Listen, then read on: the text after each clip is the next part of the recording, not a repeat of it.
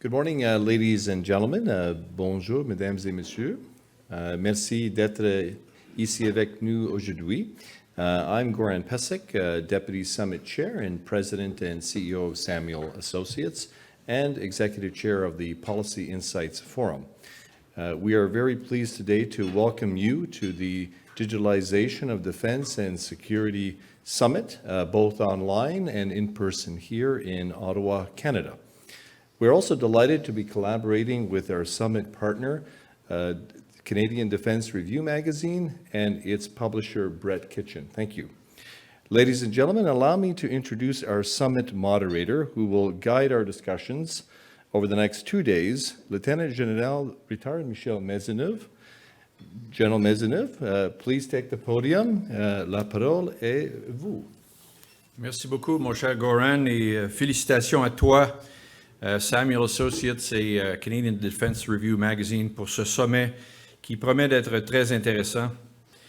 Bonjour, mesdames et messieurs, ici à Ottawa et aussi virtuellement de plusieurs autres endroits. On behalf of Goran and Brett Kitchen, publisher of Canadian Defense Review magazine, it's my pleasure to welcome you to this Policy Insights Forum, a 2-day summit on the digitalization of defense and security. It's my honor to be facilitating this event today.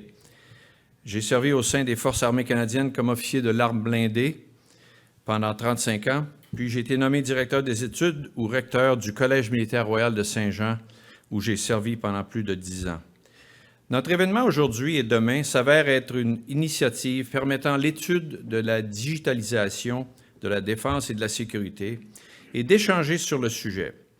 De cette façon, nous espérons encourager une plus grande collaboration entre les gouvernements alliés par une meilleure coopération en matière de défense, de sécurité, de numérique et de cybernétique, afin de relever les défis stratégiques de demain.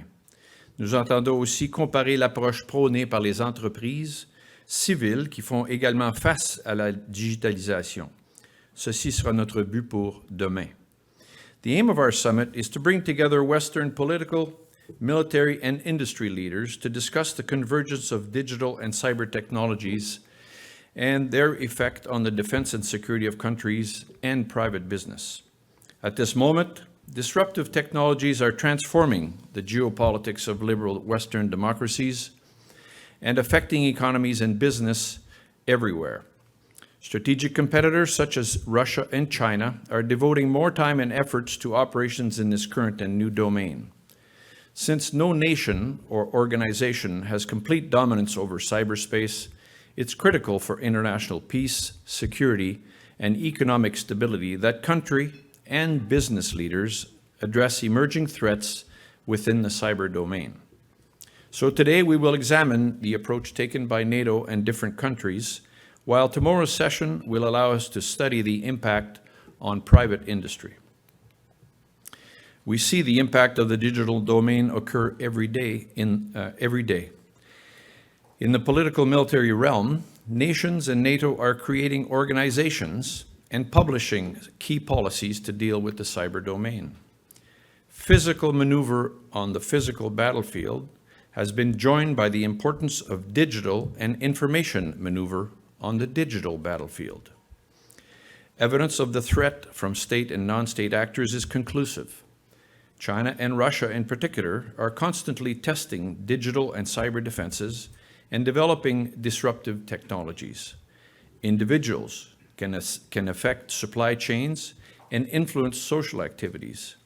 According to Statistics Canada, there were over 63,000 instances of cybercrime reported to police in 2020 in our country, which is a 267% increase since 2016. Events such as text-email corruption, ransomware, financial information compromise, and consumer and business attacks. One of the advantages of cyber operations is the relative low cost of intervention. This provides the ability to, quote, refine a low-cost toolkit that allows the bolstering of other authoritarian regimes to amplify illiberal voices in established democracies, poison information ecosystems, and subvert elections and other democratic institutions, unquote. The subject is topical and it is important. Our guest speakers today and tomorrow will help us better understand the threat, their approach to dealing with it, and hopefully project the future so that we can be best prepared. So we'd like to thank our title sponsors, NATO and Thales, our sponsors Calian, General Dynamics Mission Systems, Dafocom Solutions, and Neptune, and our technology partners Modest Tree and Distantly. Thank you for your support in making this important summit happen. Merci à nos commanditaires. Alors, comme vous l'avez vu sur notre programme, celui-ci est bien rempli et nécessitera donc une discipline robuste pour assurer la participation appropriée de tous nos participants. As you can see from our very full program, our time is limited, and we will need to be disciplined in our interventions to ensure all speakers have appropriate time to make their remarks. This is the only polite way to ensure we do not run over time and constrain our subsequent speakers. Now, there's a couple of changes to the program this morning. The keynote remarks by the Deputy Secretary General of NATO have been replaced by an interview I conducted with him 2 days ago. We want to thank the Deputy Sec Gen for making himself available for our summit. Also, although we had invited Ms. Anne Neuberger, who is in a new position at the National Security Council dealing specifically with cybersecurity, and if you didn't think it was important, that's another great example. We invited her both through the Embassy of Canada in the US and the US Embassy in Canada, and directly through the White House, but regretfully she was unable to join us today. So on with the Deputy Secretary General. Monsieur Mircea Geoană a été nommé secrétaire général délégué en octobre 2019 après une brillante carrière nationale et internationale. He is the first Deputy Secretary General from Romania and the first from any of the countries that joined the alliance after the end of the Cold War. Dr. Geoană studied at the Polytechnic University in Bucharest, the Faculty of Law of the University of Bucharest, the École Nationale d'Administration in Paris, and he holds a PhD from the Economic Studies Academy of Bucharest. He has served as a diplomat and as a politician and has held a number of international positions, including OSCE chairperson in office in 2001. He has published extensively on domestic and international affairs. Il parle couramment le français, l'italien, l'espagnol et bien sûr l'anglais. L'impact de la digitalisation de la défense et de la sécurité a été réitéré l'été dernier lors du sommet des chefs de gouvernement et d'État de l'OTAN en juin. Le paragraphe 32 de la déclaration du sommet en parle directement. The NATO Summit Declaration of June states, and I quote, "Cyber threats to the security of the alliance are complex, destructive, coercive, and becoming ever more frequent," unquote. At that summit, NATO heads of state and government agreed the NATO Comprehensive Cyber Defense Policy. It was therefore an honor to discuss these topics with Deputy Secretary General Geoană.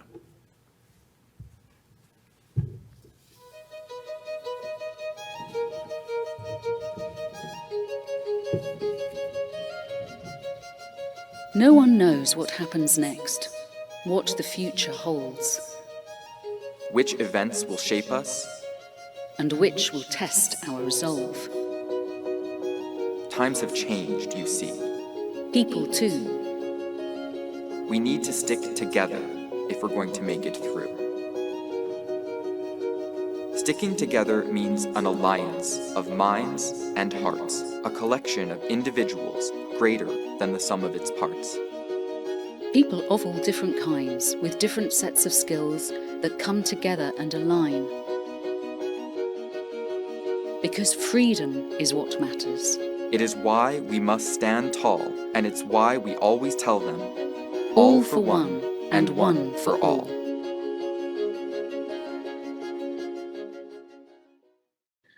Alors, bonjour, Monsieur le Secrétaire général délégué. Merci beaucoup d'avoir accepté de nous parler aujourd'hui en préparation de notre sommet sur la digitalisation de la défense et de la sécurité. Thank you very much for taking the time to answer some questions, and I guess we'll go right into it, Mr. Geoană. Our summit today and tomorrow is going to bring together Western political, military, and industry leaders to discuss the convergence of digital and cyber technologies and their effect on the defense and security of NATO of countries and of private business. As we've seen, disruptive technologies are transforming the geopolitics of liberal Western democracies and affecting economies and business. Strategic competitors such as Russia and China are devoting more time and effort to operations in this new and current domain. So from your point of view, how does NATO see these emerging threats within the cyber domain? Tout d'abord, merci pour l'invitation. Toujours heureux d'être avec nos alliés, amis canadiens. You're right, General. The threat from new technologies, including cyber, is real and significant. And the pandemic, we also have seen unprecedented number of people that have been doing more or less everything online. So malicious cyber activities target our people, as you mentioned, our businesses, and ultimately our societies, especially open democratic societies like ours. And they undermine the trust in democratic processes and institutions. So we have seen also during the pandemic ransomware attacks on hospitals and other healthcare services, including the Czech Republic or France or Germany. We all remember vividly, and we still process the implications of the attack on SolarWinds, led to backdoor inserted into a huge number of companies and government agencies around the world. Also in Canada, just last week, a significant data breach was reported with one official colleague, I quote, the largest cyber attack in Newfoundland and Labrador's history, and among the largest in Canada. So cyber threats and new technologies are introducing a world where NATO, as the #1 alliance in human history, we are basically, in a way, called to adapt, to adjust, and act. Because the complex, destructive, coercive implications of technologies and cyber are becoming more frequent. In a way, it's a sort of a new normal in its abnormal way. As our societies and our militaries depend on this digital framework, it is vital that we all do anything we can to secure our networks and digital infrastructure. Because you have rightly described in your presentation, General, that the convergence between digitalization and cybersecurity technologies is something which is very much to my heart. I chair in NATO on behalf of Secretary General Stoltenberg the Innovation Board in NATO. I'm also running the cyber adaptation effort here in NATO. And just recently, we have adopted a new AI strategy. Our defense ministers adopted just 2 weeks ago the first AI strategy when it comes to NATO. So EDTs is something that something is very much with us. Let me bring back a little bit of history on how NATO has started to look at cyber very, very attentively. So we have declared in NATO cyber as an operational domain, and you, with your track record in the leadership of NATO on our military side, you know this very well, the significance for NATO to declare cyber as an operational domain back in 2016 at the NATO Summit in Warsaw. And ever since, we have continued to adapt. We are now preparing a cyber defense strategy. Some nations, like Canada, are also offering to NATO some of their national assets on cyber. And we are working on a continuum on the way to the next NATO summit in Madrid in June of next year into a comprehensive transformation and a roadmap for NATO to be up to the task of doing a few things to resist and quickly recover from any cyber attack.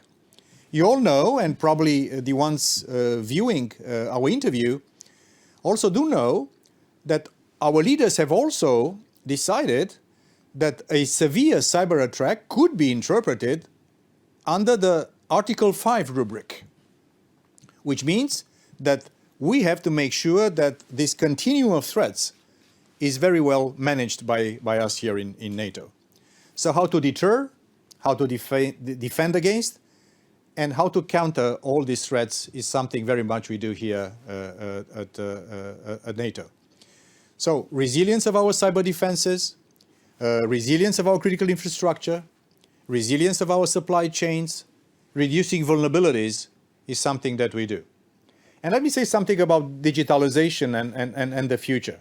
It is clear that new technologies are changing the very essence of warfare in a way and in a speed like never before in history. So as also our militaries will rely on this digital backbone in order to do what we are supposed to be doing, to protect against any threat from any direction, from any actor. The 1 billion people living in the 30 allied free democratic nations in NATO. This means that we'll have to work not only across a 360 geographical distribution of threats, and we see many of those coming from multiple directions, but also across domains. So to work across domains, air, land, sea, cyberspace, and space, which was also recognized in 2019 as the 5th operational domain, we'll have to have in NATO, and our militaries will need, a digital backbone. This means that we have to redouble our efforts to protect against cyber attacks and malign attempts to disrupt the way in which we run the business of defending our peoples. So I'm very happy that you asked this question, because the intersection between cyber and digitalization is probably, if you want, the essence of this transformative process that NATO is embarking upon, and where countries like Canada and all the other allies are doing lots of things.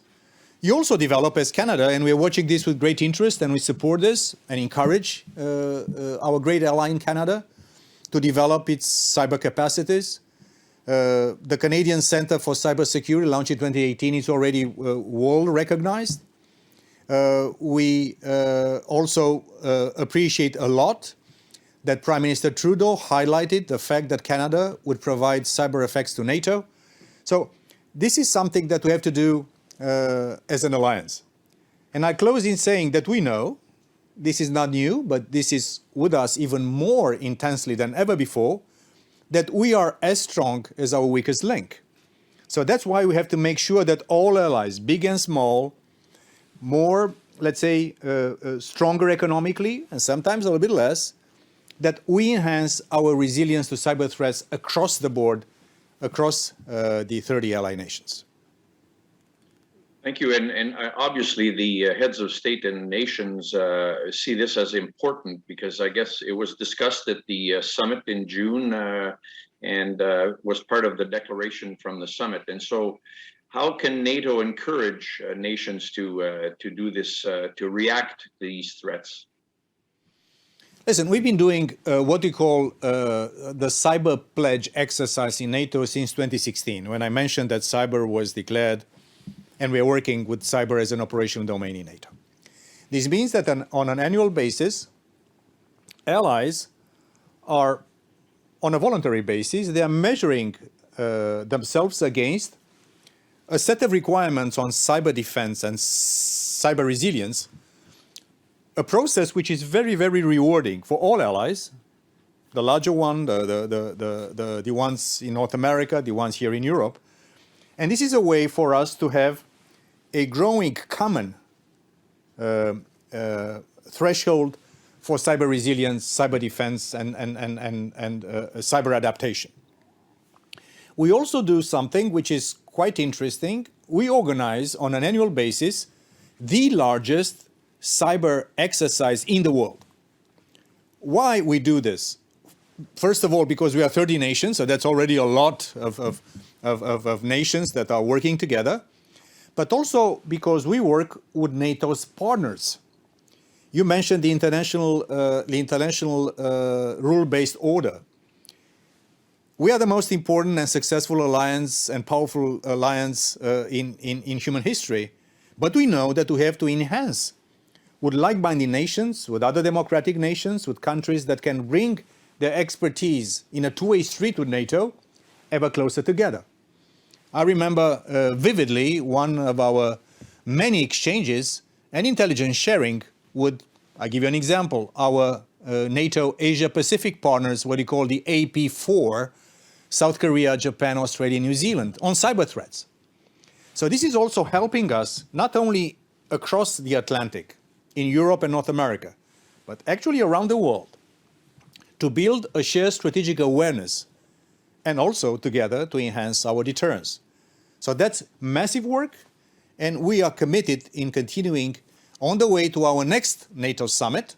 You mentioned the last summit we had in June here in Brussels, but we have a very ambitious agenda that our Madrid summit in 2022, our leaders will adopt even more comprehensive, ambitious, and forward-looking cyber defense strategy.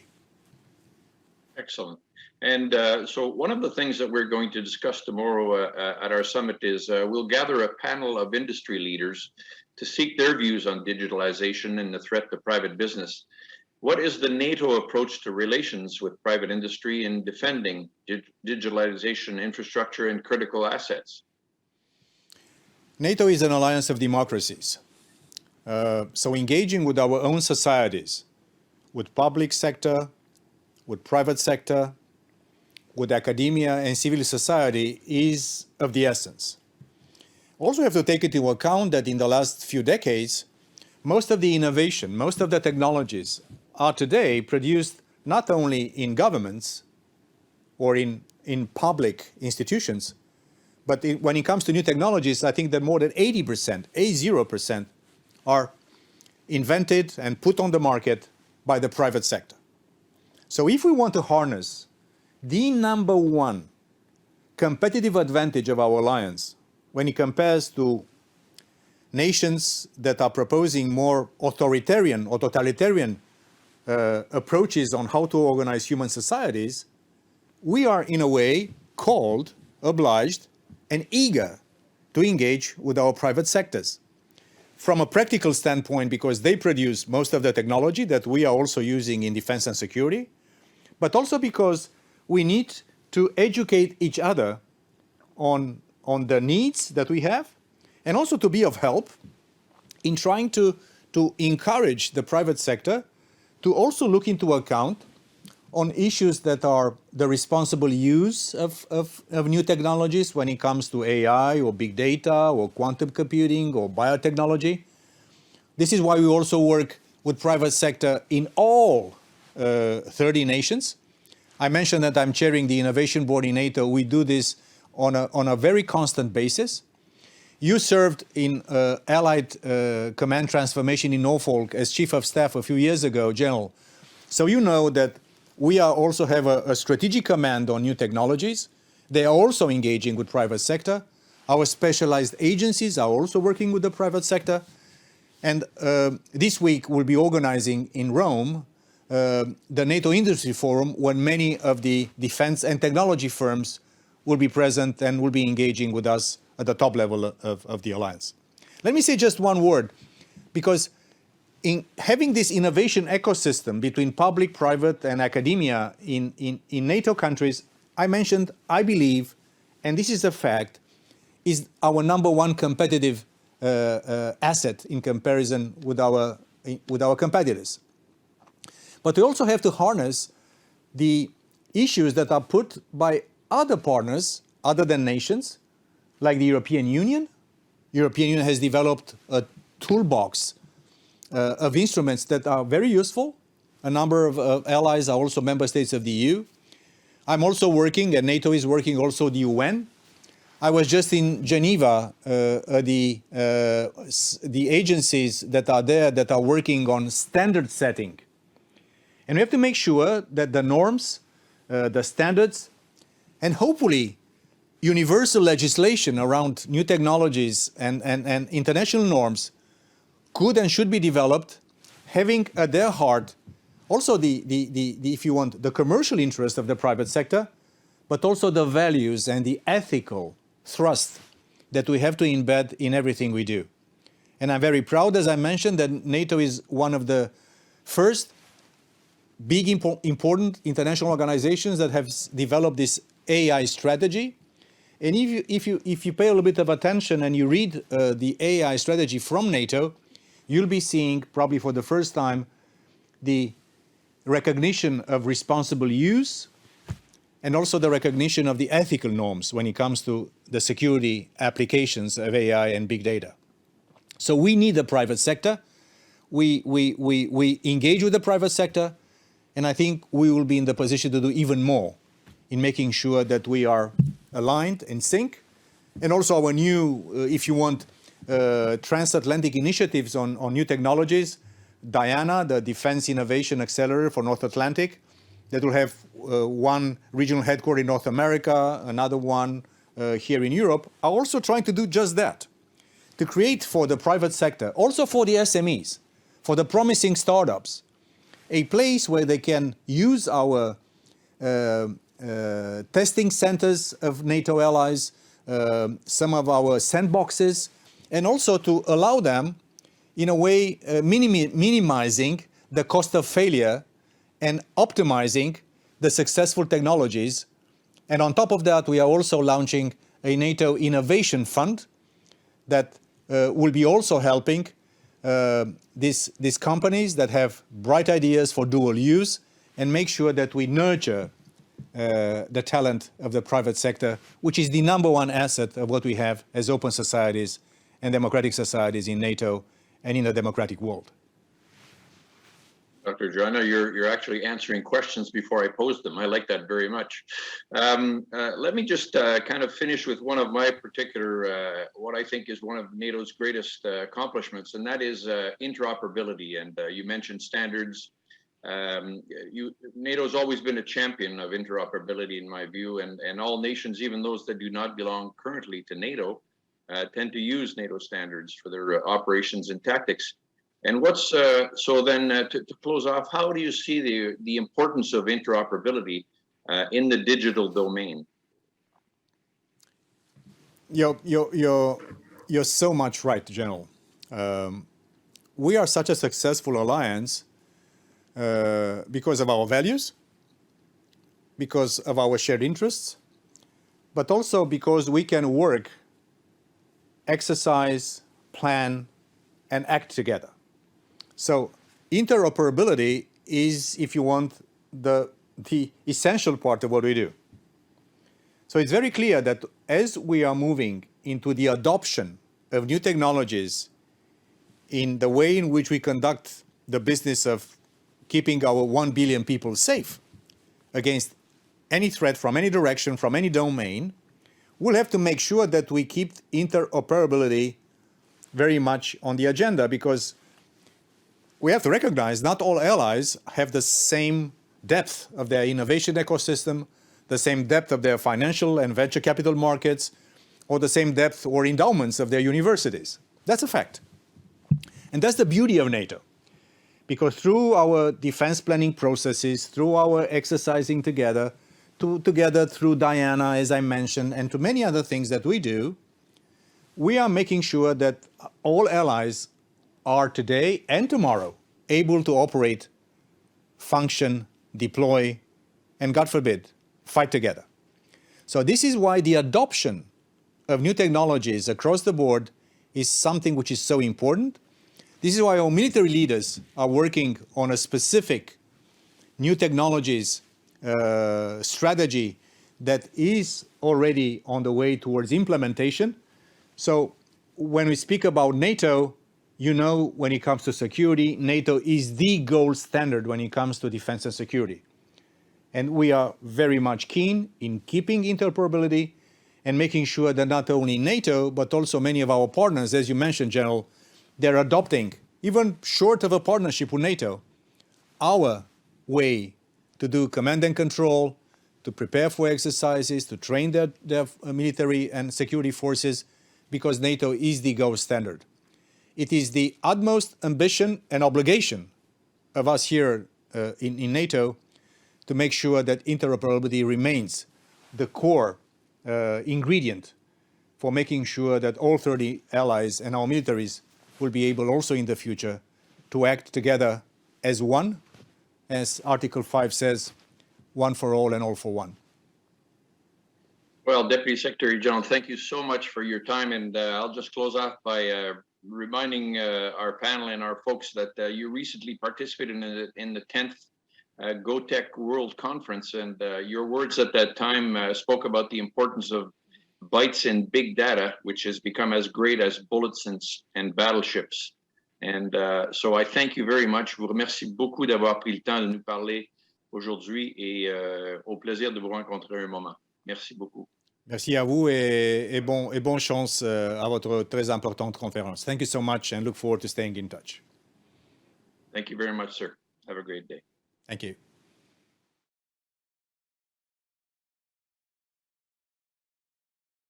Thank the Deputy Secretary General for his remarks in opening this summit. He gave us many overarching concepts that help set the scene for our discussion. He talked about the importance of protecting, of resilience and response and adapt to the new menace.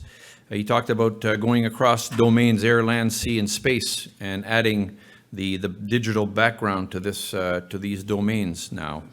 He talked about the intersection of cyber and digitalization, about the alliance helping nations that are larger and smaller that can actually benefit from all these advances, exchanges of capacities.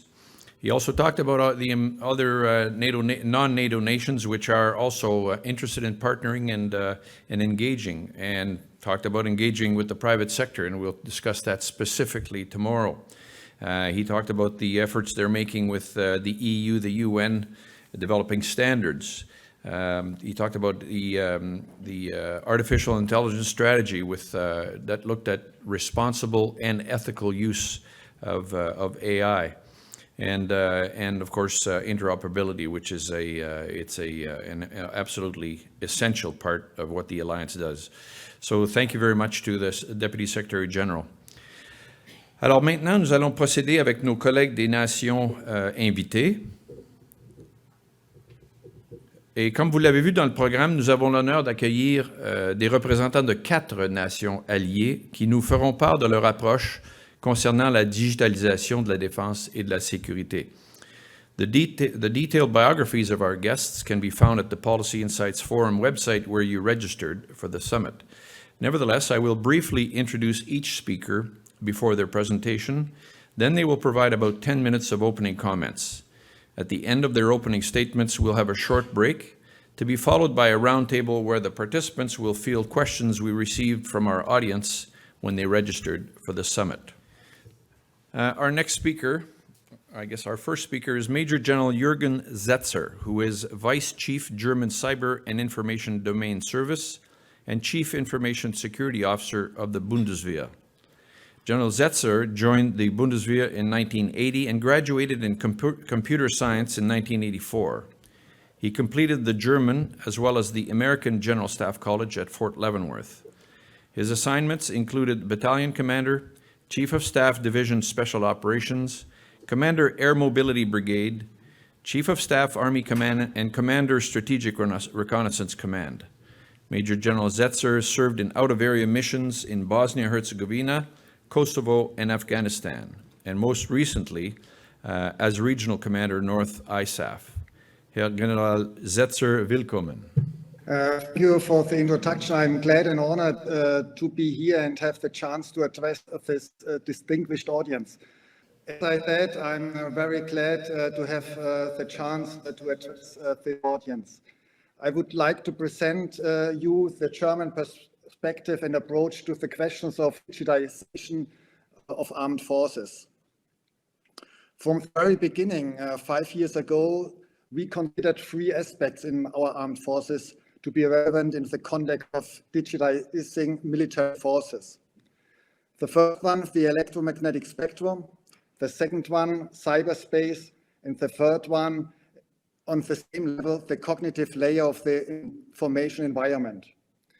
Or in other words, the data highway, its infrastructure, the signs and signals on the highway, as well as the drivers on that highway, belong together and need to be addressed as such. So all relevant units and capabilities have been put under the roof of the CID command. CID stands for Cyber and Information Domain. Under this roof, CID command in Germany. This includes IT and cyber units, electromagnetic warfare, strategic reconnaissance, and PsyOps and InfoOps capabilities. It includes mainly strategic and operational assets, leaving the very tactical assets for the famous last mile within the responsibility of the traditional services. With a functional view, the CID command consists of two columns: CID operations and digitalization.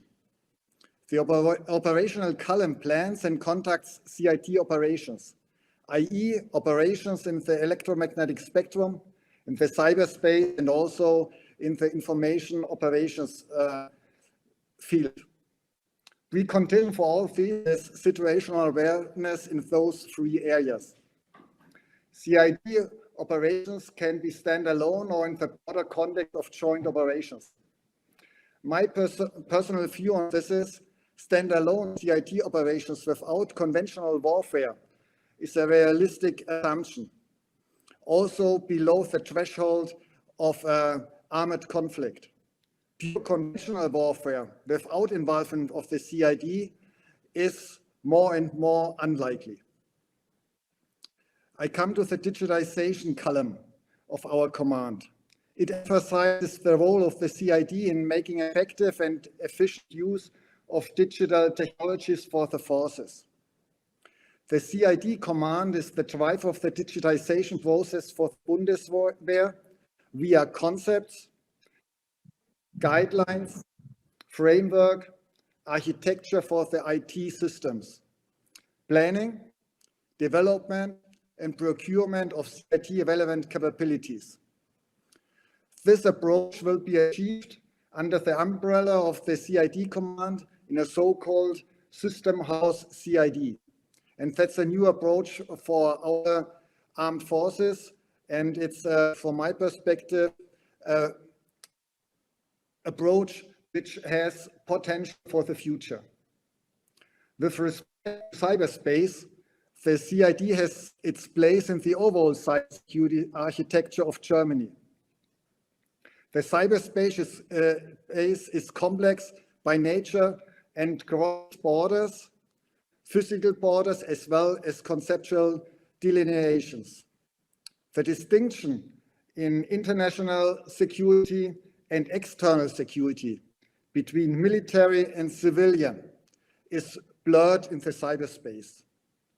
Except for a few examples, there are usually no separated ecosystems within the cyberspace. We all, civil and military, agencies, industry, and you name it, use the very same cyberspace, its infrastructure. That's why it's worth in regard to cybersecurity, and it's so important to get all the relevant actors together. And conferences like this one today are so important. Thus, Germany set up a national cybersecurity strategy in 2011 and updated it twice in 2016 and 2 months ago in 2021. Three main roles are included. Cybersecurity, the leading Ministry of Interior. Cyber diplomacy, the leading Ministry of Foreign Affairs. And cyber defense, the leading Ministry of Defense, and there our CID command. The major coordinating body is our National Cyber Defense Center, which is across all the ministries of our country. Facing hybrid threats, the coordinating body is of utmost importance. The exchange of the current cyber threat picture is the baseline for coordinate action over all relevant agencies. But this threat needs not only a national answer, it needs an international answer. That's why for us, bilateral cooperation and cooperation in the framework of NATO and EU is so important. Therefore, I'm looking forward to our following discussion. Thank you for the chance to address the audience. Thank you very much, General. Thank you very much for these remarks. So we're having some technical issues, but we're going to go right on to our Canadian presenter here today at this point, and then we'll come back to France and the UK, and hopefully we will be able to carry on.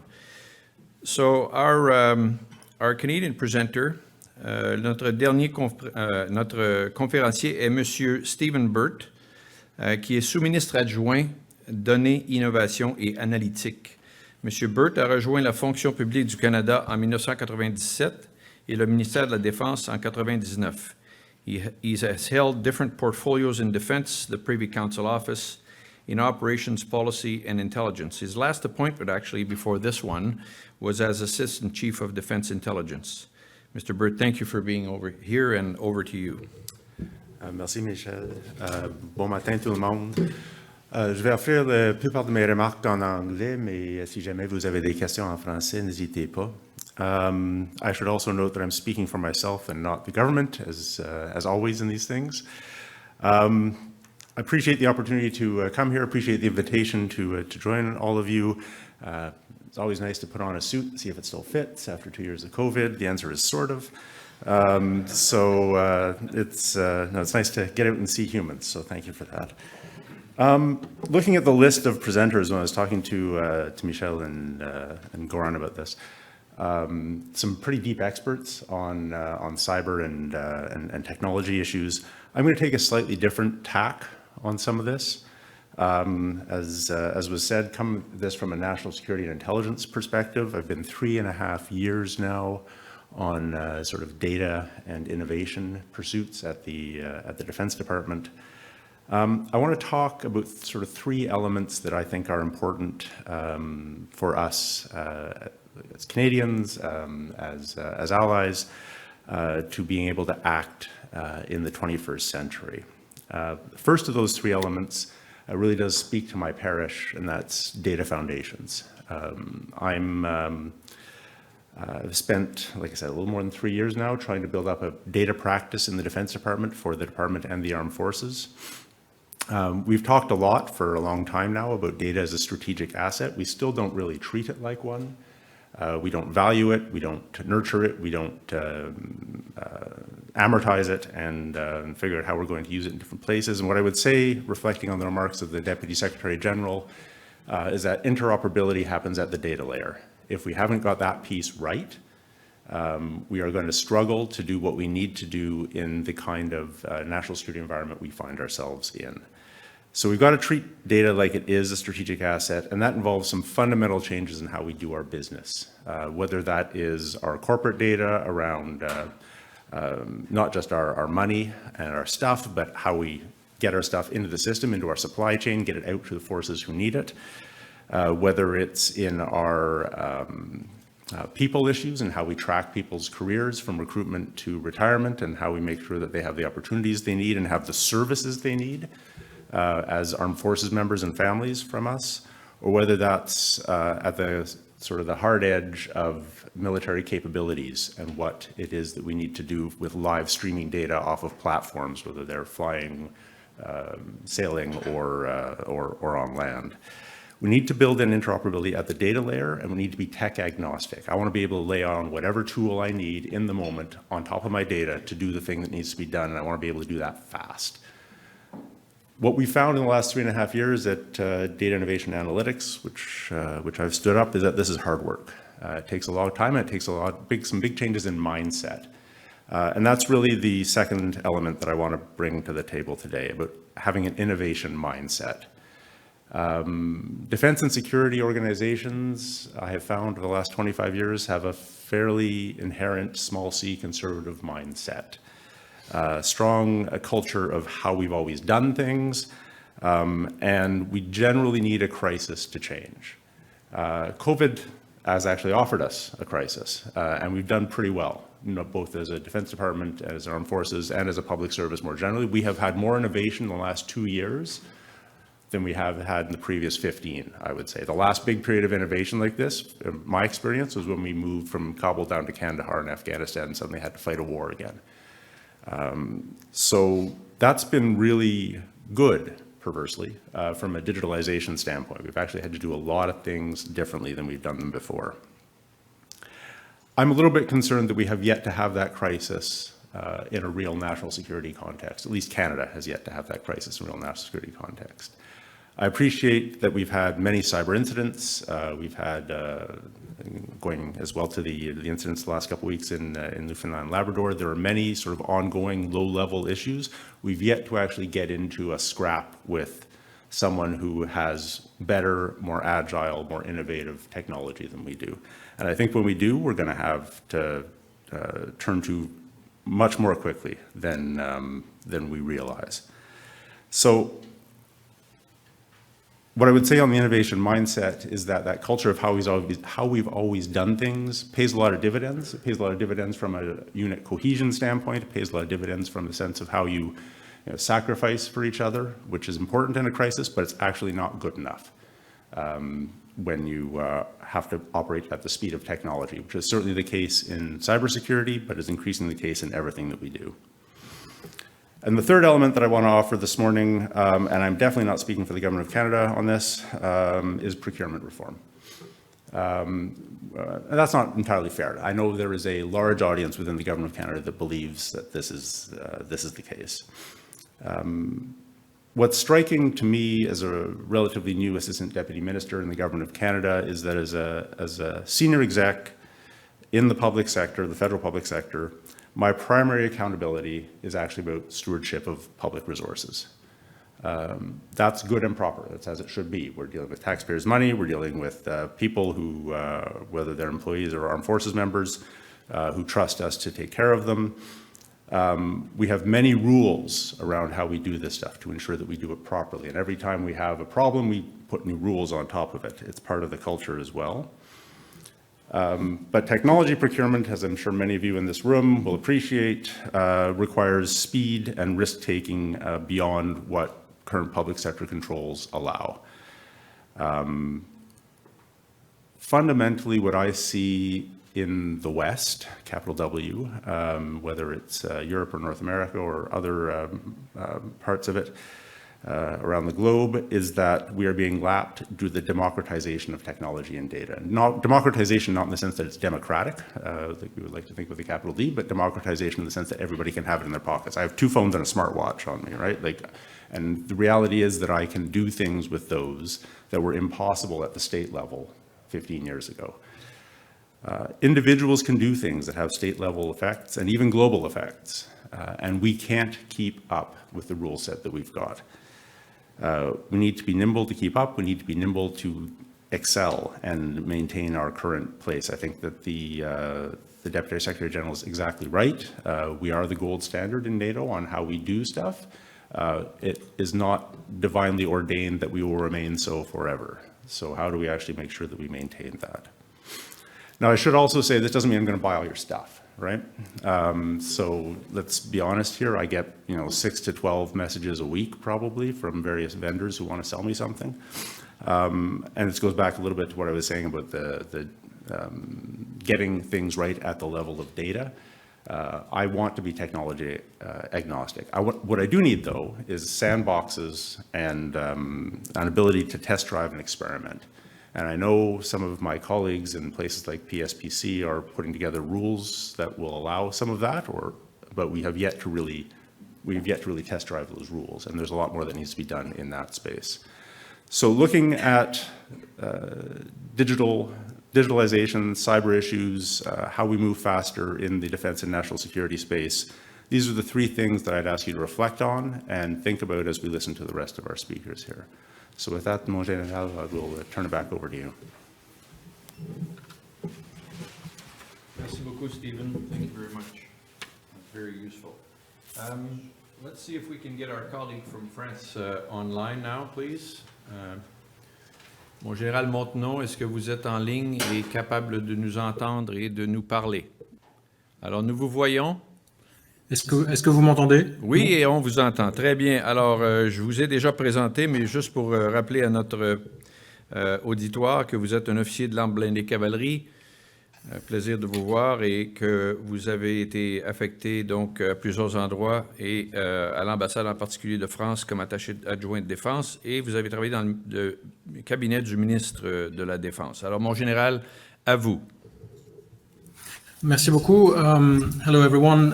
Thank you, first of all, very much to Samuel Associated for organizing this summit and for inviting the French Cyber Command to it. We're very happy to be able to exchange and share some of our ideas on the given topic of the day.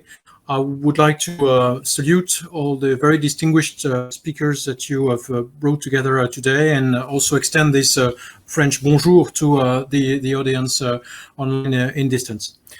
Today I'm representing Major General Didier Setzer, who is the commander of the French Cyber Command, and speaking as his deputy. The main ideas that I would like to convey in this very short presentation is first that France continues to stand up its cyber defense capabilities while already operating them in around most of military operations, military deployments that France is conducting in Africa and in the Middle East, among other deployments. The second thing I would like to convey is that France clearly supports all international efforts that are being conducted to promote international cooperation in cyberspace. Will it be to clarify regulation of cyberspace, to build cybersecurity of allied operations, and to build exchange mechanisms, especially on how to exchange regarding the threats posed by cyber attacks. A few words on how we are organized in the French Cyber Command and the French cyber defense at large. The first thing to mention is that cyber defense has been a standing priority for the French defense and security since roughly 2008, when we issued a new defense and security white paper. We established cyber as a priority. It has grown ever since and been confirmed by the current French administration. In 2018, we have issued a national cyber strategy which explains how we are organized today. And a characteristic of the French cyber defense is that it's very integrated cross-government. There is a national cybersecurity agency called ANSSI, Agence Nationale pour la Sécurité des Systèmes d'Information, which is the hub of the French cyber defense. It is placed under the Prime Minister of France, and it is responsible for providing cybersecurity to the French government and to some of the key players of the French economy. Everything ANSSI does for the government and for the French economy, we, the ComCyber, the French Cyber Command, do for the French Minister of Armed Forces. So we've been established 4 years ago, and we are placed under the orders of the French Chief of Defense, now Général Burt, and we are responsible for two things: cyber operations and the future of cyber defense. Cyber operations that we do plan and conduct on a daily basis, we divide them into 3 lines of operation, and that probably will be described differently in other countries. So we conduct defensive operations, offensive operations, like most of our partners, but also influence digital operations or digital influence operations. So we support information operations with cyber operations. It's been made public recently by statements of our Minister of Armed Forces. For this, we've been given assets and funds and human resource. We consider that cyber defense is not very costly in terms of equipment, and we're counting that, for instance, it has a cost of around 1.7 billion euros over a period between 2019 and 2025. So not very costly in regards to the global defense budget of France, but it costs human resource for sure. And that's probably where the bulk of the French military effort is placed towards cyber. It's building the human resource for cyber defense. within a period of 3 years, we intend to move from 3,500 to 5,000 cyber warriors inside the French military. So that's how who we are and how we are organized. Maintenant, quelques mots sur la façon dont nous voyons la coopération internationale. Tout d'abord, il y a bien sûr les partenariats bilatéraux adverses et aussi la façon dont nous pouvons envisager de conduire des attaques cyber face à des adversaires communs. Mais bien sûr, ce sont des sujets qui sont peu partagés et nous ne sommes pas complètement intégrés avec un partenaire bilatéral. Nous avons des sujets d'intérêt en commun. Et puis ensuite, il y a les coopérations qui s'adressent à l'ensemble de nos partenaires alliés. Alors, je voudrais pointer quelques initiatives françaises qui sont importantes. Tout d'abord, l'appel de Paris pour la confiance et la stabilité dans le cyberespace lancé par le président Emmanuel Macron en 2018. Cet appel de Paris appelle notamment à la construction de normes et à la définition de l'application du droit international dans le cyberespace. Un grand nombre de pays nous ont rejoints et nous avons été heureux d'entendre la semaine dernière que le gouvernement américain compte soutenir l'appel de Paris. C'est une nouvelle très importante pour nous. Ensuite, nous participons dans le cadre des Nations Unies au groupe d'experts gouvernementaux qui réfléchissent à la régulation du cyberespace. Il y en a 2, nous participons à ces 2 groupes. Ensuite, la France, dans le domaine cyber, la légitime défense, ce qu'était le seuil de l'agression armée et pourquoi nous pouvions considérer qu'une attaque cyber pouvait constituer une agression armée. Et puis nous avons aussi défini là-dedans comment la France considérait la due diligence en matière cyber. Peut-être qu'il y aura des questions là-dessus. Ensuite, bien sûr, il y a le cadre européen, et c'est un sujet d'actualité, puisque la France s'apprête à prendre pour 6 mois la présidence de l'Union européenne, début 2022. Et dans le cadre européen, la France, en tant qu'État, bien sûr, soutient toutes les initiatives qui visent à la promotion de la cybersécurité entre les nations. Plus spécifiquement dans le champ militaire, nous comptons axer les 6 prochains mois sur le soutien aux documents de doctrine qui viennent d'être publiés par l'état-major de l'Union européenne. Nous comptons aussi faire la promotion du développement d'outils en commun pour assurer la défense cyber, notamment des opérations militaires conduites par l'Union européenne et notamment à travers un projet PESCO promu par l'Allemagne, dont nous sommes membres. Et puis enfin, nous attachons une grande importance à la connexion entre les CERT, la connexion entre les Cyber Emergency Response Teams militaires. Nous estimons que c'est comme cela que nous allons pouvoir être plus efficaces face à la menace. Et enfin, bien sûr, et ça nous concerne tous aujourd'hui, il y a le cadre de l'OTAN. Dans le cadre de l'OTAN, nous faisons partie des nations qui ont soutenu le Cyber Pledge de 2016, auquel faisait référence le secrétaire général adjoint en ouverture. Et puis nous soutenons le renforcement des capacités défensives de l'OTAN pour que l'OTAN soit une alliance véritablement cyber-secure et cyber-résiliente. Well, I'm going to stop here and thank you again for offering us the opportunity to communicate our vision of cybersecurity. And I'm looking forward to hearing from the other distinguished participants and answering to potential questions. Over to you. Well, thank you very much, General. Merci beaucoup, mon Général. And as we can see, cyber is another part of our conference today that and the digital domain does work when you persevere. Our last guest, therefore, is Air Vice-Marshal Tim Neal-Hopes, and we'll see if we can actually get him online. He is Director Cyber Intelligence and Information Integration at the UK Ministry of Defence. Air Vice-Marshal Neal-Hopes has served in a wide range of appointments, both in the UK and overseas. His career has spanned cybersecurity, intelligence and information systems engineering, interspersed with tours supporting deployed operations.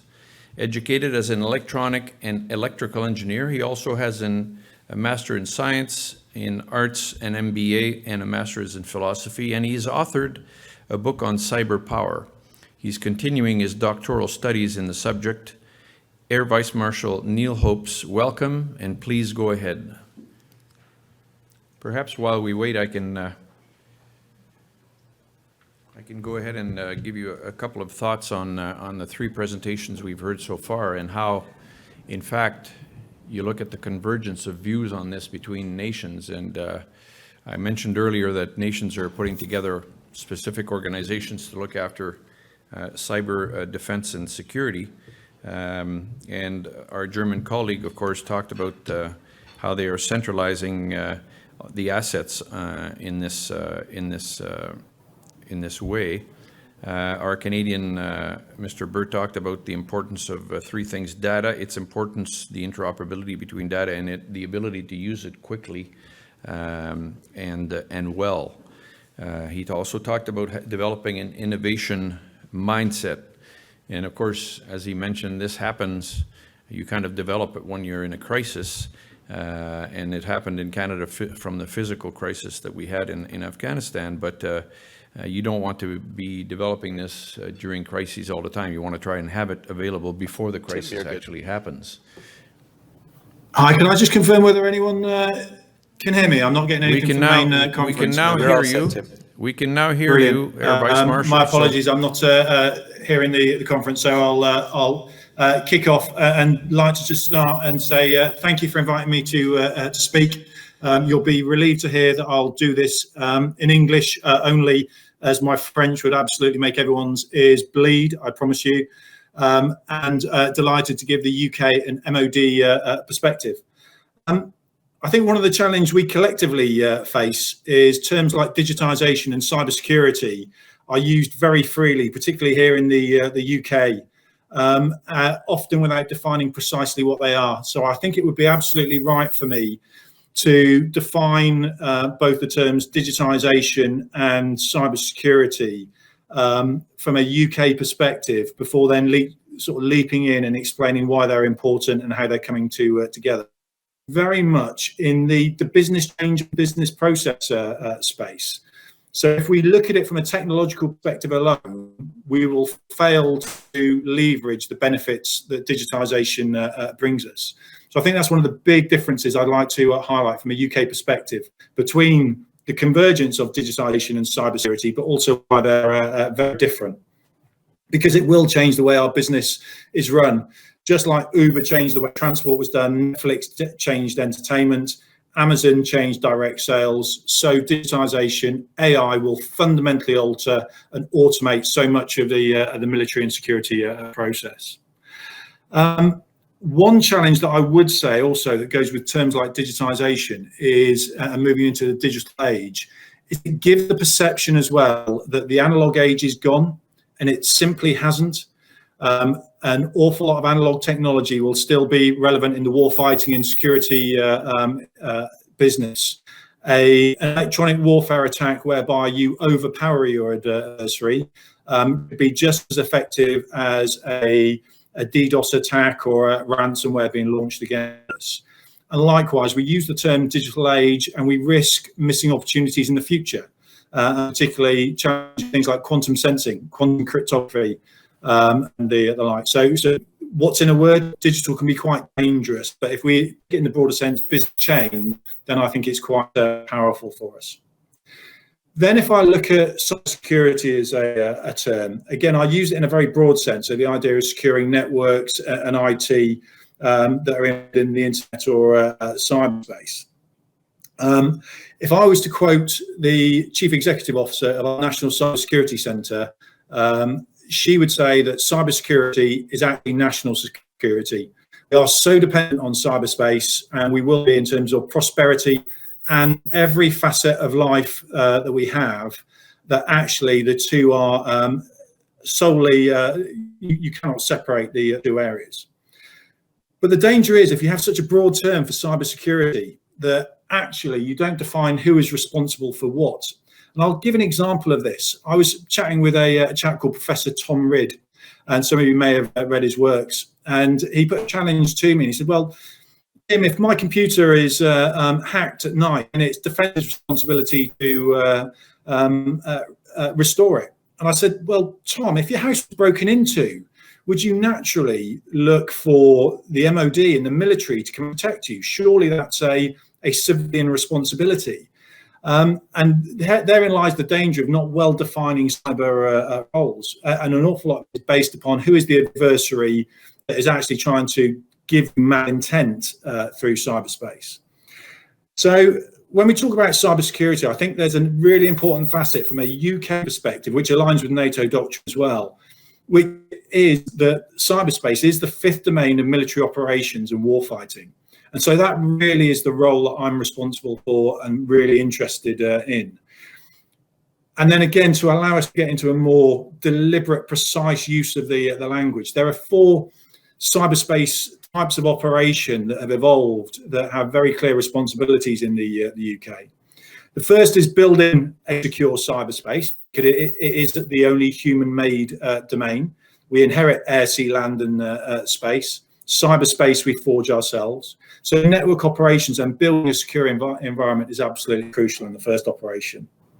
Secondly is defensive cyber, making sure we have freedom of maneuver in and through cyberspace to make sure our air platforms, our maritime platforms and land platforms can operate freely. Third, one we often miss, it's understanding a very, very dynamic operating environment that is cyberspace. So cyber intelligence and cyber ISR is absolutely crucial as a third operational area. And the fourth is probably the shiny area that many people get oriented towards, which is offensive cyber operations. So they're the 4 roles that we see. And then if I look at that, how that then plays into responsibilities, each of those can be broken out across government. So if I'm looking at defending cyber or the standards to which we build cyberspace, those first 2 missions, I can quite clearly turn to the National Cybersecurity Centre in the UK and go, it's your lead, we follow that as defence and we will meet the standards that you adhere to. If I'm looking at Thomas Ridd's example and his computer being broken into, that's very easy. That's the National Cybercrime Unit's responsibility from a whole of government perspective. And then if I was looking at offensive cyber, from the UK perspective, we would look to the National Cyber Force, which is a joint intelligence agencies and defence initiative. So I think breaking down those roles in the way we have allows us to break down those responsibilities. And you can see also, therefore, where industry and our partners in civilian space would also plug into some of those areas. Lots of responsibility up front in terms of cybersecurity and building a secure cyberspace and observing what's going on in it, probably less so from the offensive side of the house. I would then like to just praise a few challenges that I see as a consequence of this convergence between cybersecurity and the pace of change of digitalization. And the first is pace and scale. Both digitization and cybersecurity technologies are moving at an exponential speed and exponential growth. And we don't see that that's going to change. So I think it's not a technical challenge that faces us in this area. It's making sure the policies, permissions, and the skills of our personnel are absolutely up to speed there. So I put that as our #1 priority, actually, and the biggest challenge. You get the right people in this space, actually, they'll be able to deliver the technology in a secure and responsible fashion. Second, I think, is a tension between introduction of these technologies, new ways of working, and actually making sure that when they're introduced in a secure fashion. So if I was to look at industrial control systems and the fact that they can be engineered from afar to allow us to better secure our infrastructure, who would have thought at the outset of those technologies that they would be used by adversaries, and you would see things like the colonial challenge that the US suffered here, or the fact that enhanced cryptology, which should make us more secure, is actually being turned back against us in widespread ransomware. So I think that reliance on new ways of working, but also understand the vulnerabilities, is really crucial. Linked to that, the third challenge we would see from a defence sector and security sector is that those new technologies are also levelers. Perhaps terrorist organisations that we would have seen in the past would not have had access to high resolution imagery that's now widely available from commercial sources. or the idea of secure communications with high-end cryptography associated with it are easily downloadable off the internet now. So that risk of technology proliferation is a particular challenge in both areas for defence and security. And the other challenge that I would highlight is that a threat to one now is a threat to many. And it's just impossible to say this is a UK security challenge on its own. If we're using systems employed by NATO, the weakest link in the chain will be able to take down every one of the NATO allies potentially. If I introduce an aircraft on a multinational basis, and again, a risk to one is a risk to all. So the challenge of technology, digitalization and cybersecurity means that we have to be more integrated, and we have to be integrated from the outset. And that takes me into my final challenge from the UK perspective of this area, is that we live in a world now that is 24/7 connected, which means that the challenge and the threats that we face in the world are 24/7 connected. And so that fundamentally changes the parameters of how we design our force structures, our ways of operating, the resilience that we have to have in place. And the simple fact is you can't wait until an incident to design those structures of how we're going to work together. So I think a challenge for us as a community, both the commercial sector and with our international allies, is making sure that we've got those relationships in place on a 24/7 basis, whereby we are ready to meet challenges of that constant contest that's there. So I'll pause at that point. Delighted to be able to join you, and I look forward to the rest of the panel. Thank you very much, Air Vice Marshal. This was very, very interesting and gave us an excellent perspective. And so at this point, I just wanted to kind of give a bit of a summary and talk a little bit about the different perspectives that we've heard today before we go to break. And I would ask our panelists to please remain online because we will be having questions and answers after our short break. So I already talked about the German side of things and the Canadian side of things. On the Canadian side, there were three things: the data importance, the innovation mindset, and the third one was procurement reform, which was spoken about by Stephen Burt. On our French colleague talked about standing up the command at the same time as they're operating, and of course that reminded me very much of standing up Allied Command Transformation. It's not unlike changing tires on a moving vehicle. You need to continue to operate at the same time as you're actually organizing yourself. Very difficult. Our French colleague talked about the regulation of cyberspace, and that cyber has been a priority since 2008 for the Ministry of Defense of France and the government of France. And talking about not just the military, but they're integrating this across government completely.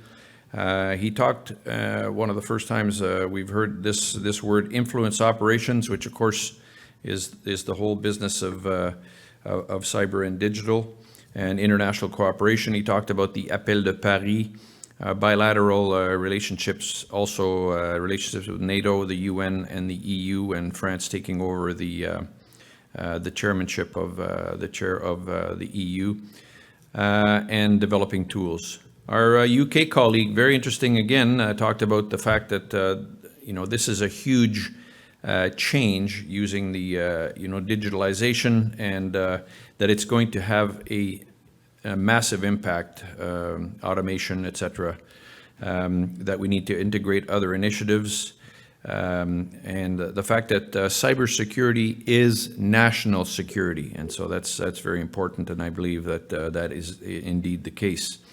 He talked about the challenge of responsibility. Who's responsible for each of the in these domains, and in this fifth domain, who's responsible for doing what?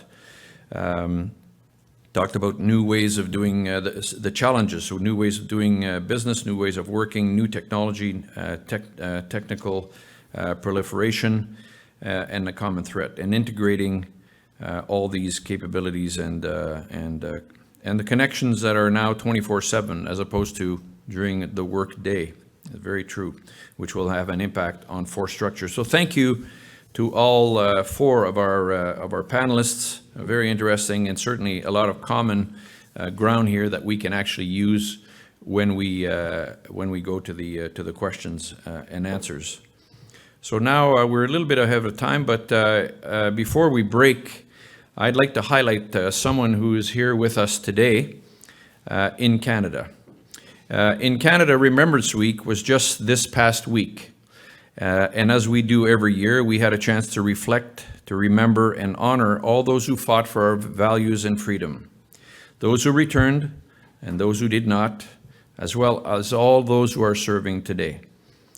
From the defense of our values in the past, in the physical domain, we can learn to defend today and in the future in the digital domain. So we need to remember those lessons. Today, we're most honored to have with us a veteran of World War II, Professor Robert Spencer, who just turned 101 years young.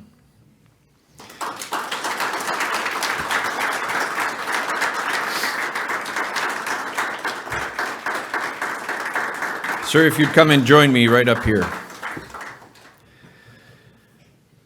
So Professor Spencer was born in Montreal and educated at McGill University, Trinity College at the University of Toronto, and Oxford University.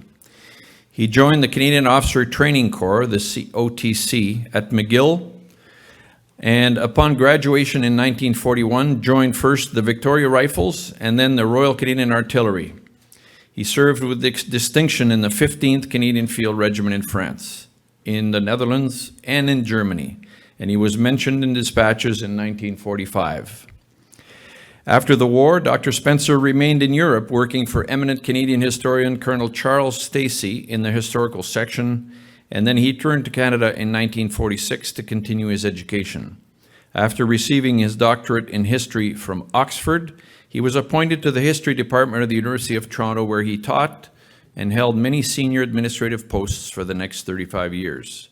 Professor Spencer returned to uniform with the COTC contingent at the University of Toronto in the early 1950s, serving as one of the last commanding officers of the COTC before retiring in 1966. Specializing initially in German history, he became more engaged in international relations as the years passed. A member of the Canadian Institute of International Affairs from 1950 until the present, he co-edited the International Journal for 25 years.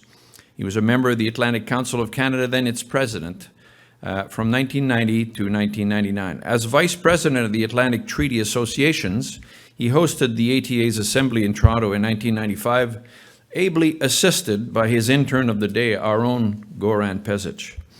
Dr. Spencer is the recipient of the Canadian Force Decoration, the Queen's Silver Jubilee Medal, and for his long-term efforts at promoting and supporting Canada's international relations with NATO and Germany, he was awarded the Goethe Medal in 1983 and the Commander's Cross of the Order of Merit of the Federal Republic of Germany in 1986. He's one of only 3 Canadian recipients of this award. Now in his 102nd year, Dr. Spencer lives in Ottawa along with 2 of his 3 children. And until the start of the pandemic, he visited the Global Affairs Library twice a week and has remained actively engaged in following Canada's foreign and defense policy developments. Dr. Spencer was married to Ruth Margaret Church for over 50 years. She was a Wren, a librarian, and his lifelong companion who died in 2000. Please join me in thanking and honoring Professor Spencer for his dedicated service in uniform and as a civilian to Canada and to society.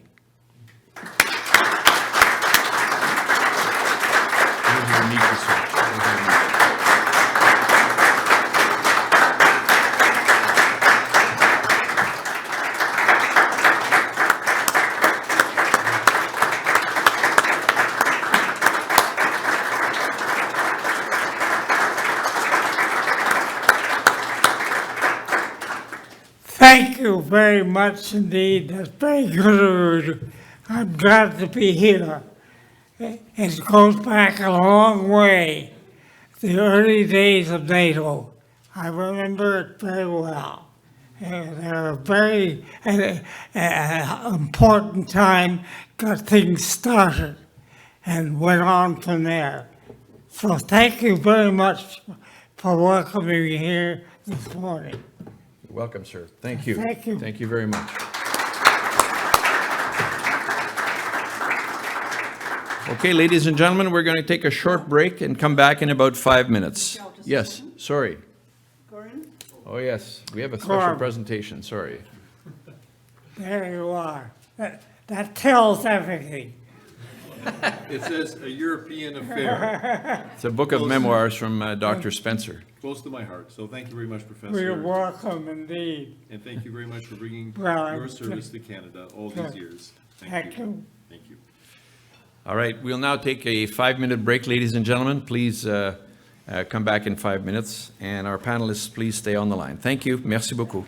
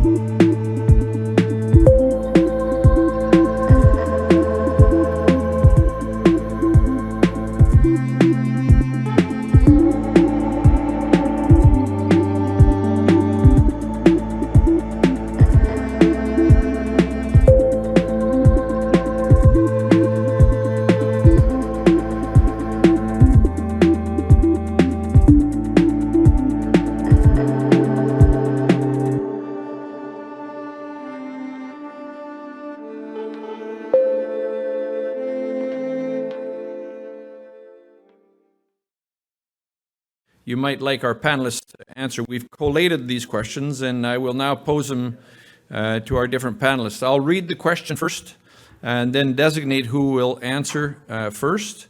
And then I may also redirect the question to another panelist. And of course, we always start with the first question, which is the threat. And we've mentioned a number of times this morning that no nation or organization has complete dominance over cyberspace, so it's critical for leaders to address these emerging threats to North America, Europe, and the world. So how do you view the threat posed to your country? And we're going to start with Air Vice-Marshal Neal-Hopes. Tim, over to you. Thank you very much. I would view the threat as real, present, constant, growing, multifaceted, and unfortunately for many, it's conceptual. The challenge with cyberspace is you can't reach out and touch it. It doesn't become real until it's too late. And I would also describe the threat as impacting on every facet of human behavior. There is little that is done in the real world that isn't replicated in cyberspace. So the threat is at state level in terms of threatening our national security. It's a threat from individuals who would wish to commit crime against us. And that doesn't matter if it's our National Health Service having ransomware against its management systems, or whether that's an individual's house having ransomware on their personal computer. The threat also is from serious organized crime, and that is growing. And that also gives us another challenge in terms of who the threat actor is, because there is that ability in cyberspace to obfuscate one's role, who one is. And so the threat is also the unknown proxy through which individuals are acting upon. A couple of other threats that I would suggest that are out there is, firstly, what I describe as the tyranny of the commons. We all see it as somebody else's problem, and that somebody else will come along and fix it for us. And I'm afraid that's exactly the wrong answer. This is a collective problem, a collective challenge, and one that we all have to get after. And then the final threat, I think, is that of pace and the possibility of self-harm. I describe this as mortgaging our security of tomorrow as a consequence of securing business advantage today. And again, you do that at your peril. So I think that would be how I would describe it. Thanks. Thanks very much, Tim. And I would like to see how Mr. Burt sees the threat from his side of the Atlantic, which is an interesting way of looking at it. Yeah, thanks for that. The Air Vice-Marshal is pretty thorough there in terms of the characteristics that he was describing. I guess I would add a couple in terms of characteristics, which would be dispersed and unpredictable. I think that, and he touched on it all already, the ability of groups we have not yet heard of, and countries that are otherwise not very powerful to reach out and affect us on these things is real. And it's hard to know from one day to the next what might come at you. So I think being able to, from a strategic perspective, being able to react in an adaptable and flexible way is becoming increasingly important, because it's very difficult to actually focus in a tactical way on a specific line of threat. I would add one more, and just riffing a little bit off of the issue of the commons. I think that at the end of the day, I'm a classics major and a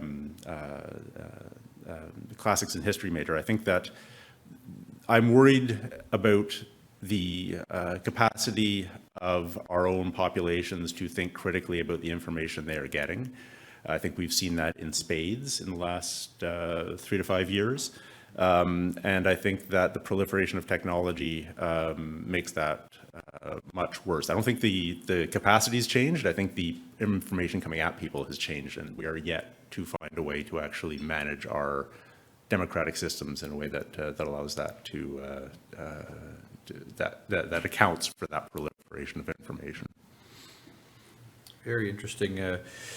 Une deuxième question. Alors, on voit donc une vision des menaces liées à la convergence des technologies de numérisation et de cybersécurité. Êtes-vous d'accord en général avec cette vision et quelles approches votre gouvernement a-t-il adoptées pour réagir à ces menaces? Alors, Général de Montenon, and what I'm asking here is that there's a vision of the threat, and do you agree with this vision of the threat, and what approaches has your government adopted to react to these threats? Général de Montenon, à vous. Thank you. Yeah, I very much agree with what was described by my British and Canadian colleague towards the threat. We would not describe it the same way, but the results would be the same. How we tackle it, I think I explained it a bit when describing the French approach. We try to have a cross-government approach. We try to make sure that there is a strong connectivity between the civilian side of the cybersecurity and cyber defense. And another actor that I did not mention is the private industry, and more specifically the one sensitive to defense. So defense contractors to us are part of the team. And recently we came up with an initiative by which we co-signed an agreement with the 8 major defense contractors by which they commit to more security in the development of weapon systems, so to build some type of security by design, and we try to support them as the government in this effort.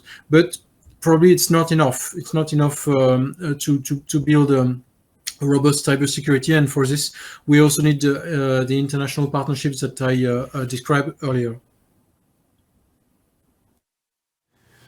Okay, thank you very much. That's very useful and also very useful for us to think about tomorrow, how you've developed this partnership with these civilian technology firms. And what about you, Air Vice-Marshal Neal-Hopes, on your side, the reaction to the threat? So the response, again, I would wholly agree with previous speakers. The response has to be three-faceted: international, cross-governmental, and then a whole-of-nation perspective. So international, it has to be our standardization and the standards that we put in place. Absolutely crucial. But also at that international level, because that challenge is unpredictable, it's instant, and it actually might be on your system before you, it will have been on your system before it's actually impacting upon you. Then having those relationships established in advance is absolutely crucial. So you see a growth in the multinational bodies that are helping us prepare for and get after this. Then at the national level, there's been a legion in terms of the numbers of national bodies that have been stood up to be prepared for and deal with the cybersecurity issue. So at the national level, National Cybersecurity Centre was established, bringing together academia, industry, critical national infrastructure, government departments, and particularly defence and the security sector there, to allow that instant information sharing, the selling of best practice. And possibly one of the most important things that the National Cybersecurity Centre has done is helped us try to get after that educational challenge of allowing individuals in their homes to understand the threat to them, their behaviours, and be better prepared and better secure. It's allowed us to get after the national educational challenge of growing individuals with STEM skills at the scale that we need. It's allowing industry to be better prepared and to show that they have the best processes in place to then actually be able to go out there and compete for government contracts and critical contracts. And then you take it down into the individual discipline perspective. You see the establishment of bodies like the National Cybercrime Unit, particularly getting after the challenges, things like serious and organised crime.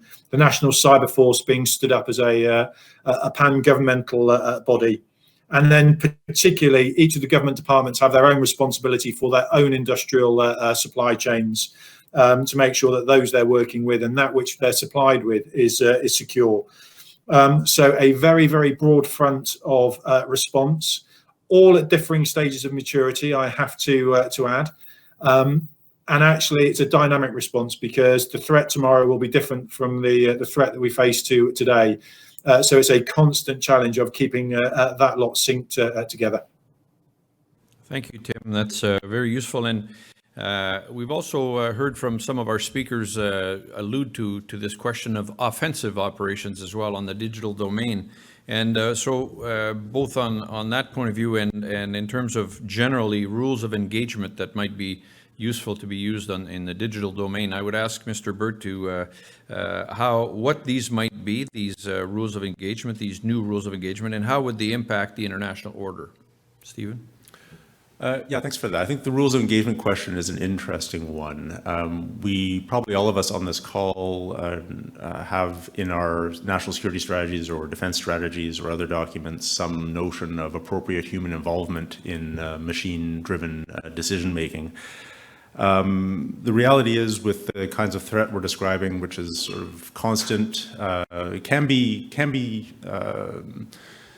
existential, but is also going on all the time at a lower level. You do need, particularly in defensive cyber, you need sort of AI-driven, machine learning-driven, automated responses because you simply can't react fast enough. So you need to be able, from a rules engagement standpoint, to sort of divide up the threat and figure out where you can trust the machines to do their thing with a little bit of oversight, and where you actually need to have a decision, a yes/no decision in terms of what kind of response you're going to deploy. Appropriate human involvement is a great phrase, and I think it's echoed in a variety of ways through the Western world. The challenge with it is that, well, there's a lot of wiggle room in terms of what's appropriate, and what's appropriate from a citizen standpoint is different from what's appropriate from a threat standpoint. So the rules we put around automated decision-making, for example, from the Treasury Board with regard to how we offer services to Canadians, have to be different from how we do automated decision-making in the defense space. And in the defense space, my worry is that appropriate human involvement only lasts as long as the other guy also ensures appropriate human involvement. And once they step away from that, it becomes very difficult to sustain because you actually have to allow your systems to move faster than you are able to keep up with. We are putting together, this is a bit of a unpaid advertisement here, we are putting together an artificial intelligence strategy for the Defense Department right now. My policy folks, in conjunction with the ADM policy people and the Defense Research and Development Canada, are looking at how we might actually put some rules around this that would be appropriate from a Canadian defense standpoint. But it's a challenging space from a rules engagement perspective. Thank you. Je vais demander à la France de réagir aussi à cette question des règles d'engagement. Ask France to react to this question of rules of engagement. En général. Yeah, no, if we discuss rules of engagement in relation to offensive cyber operations, we very much like the way discussions are being conducted in the framework of NATO, for instance. 2-3 years ago, a few countries, among which France, have actually pledged capabilities, offensive capabilities, that they could consider using in the framework of a NATO operation. And ever since, discussions have continued to define exactly how this could happen, whereas we would disclose the existence or the specificities of these offensive capabilities for the benefit of other NATO countries, and the common answer was no. It's a very sensitive topic, so we will not disclose exactly what we're able to do. But NATO and the NATO command structure has moved forward with the support of those countries that have pledged offensive capabilities, and is somehow building a doctrine around that. And I think that I do not imagine exactly that we are at the point of defining rules of engagement for the use of these capabilities, but I think that we first of all need to use a common legal framework.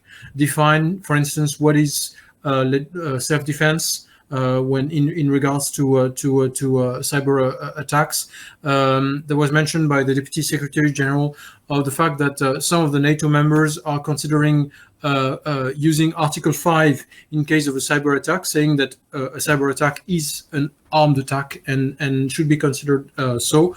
Well, we should try and reach some type of agreement on these topics if we want to establish some robust rules of engagement. Over to you. Okay, very good. And I saw my colleague there from the legal side was very happy that you mentioned the legal framework. Very good. And also, Montenon mentioned some of the relationship they're developing with private business, and kind of to set us up for the future. And we're going to look at this specifically tomorrow regarding private industry.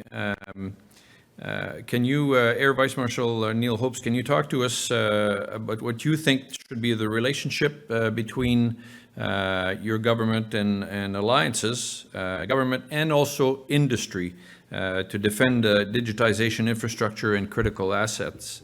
Go ahead, Tim. I'd be delighted to, but if I could just set that off by also looking at the rules of engagement piece, because I think it's absolutely fundamental to answer the next question.